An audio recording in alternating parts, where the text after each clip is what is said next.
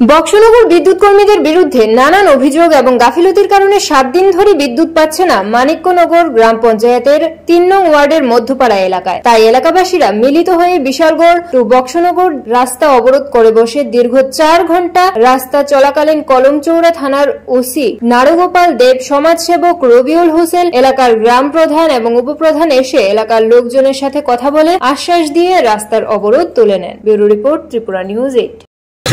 Last পর্যন্ত তারা আশ্বাস দিয়েছে যে লাইন এখান থেকে ঠিক করে সবকিছু ওকে করে যাইবে। এলাকায় অবরোধ কারেন্টের কোনো কর্মীরা আসছে, সব যে কেবল সব তারপরে অটোমেটিক এটির মধ্যে আগুন জ্বলে মানুষের বাড়িতে পড়ে,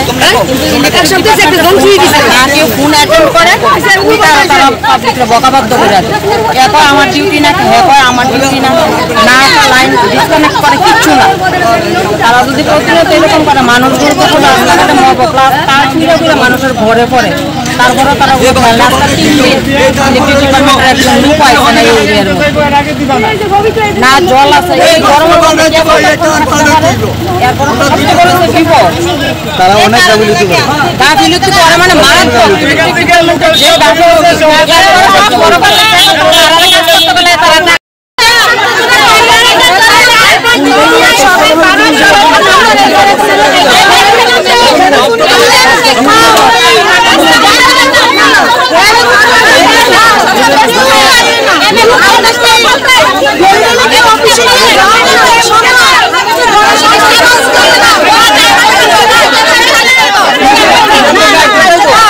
যে অবরোধ কতক্ষণ চলছে?